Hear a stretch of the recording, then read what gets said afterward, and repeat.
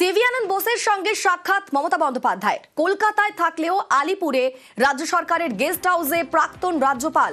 আজই রাজ্যে আসছেন বঙ্গের নতুন রাজ্যপাল আর.এন. রবি। তার আগের সন্ধে প্রাক্তন রাজ্যপালের সঙ্গে দেখা করেন মুখ্যমন্ত্রী।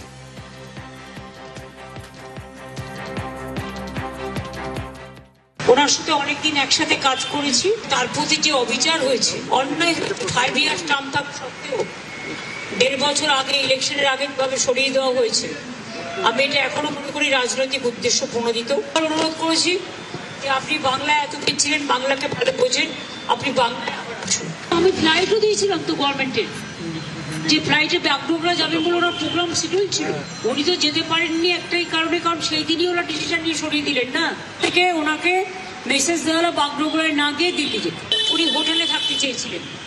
তখন আমি বললাম যে আপনি হোটেলে কেন থাকবেন, আমাদের আছে।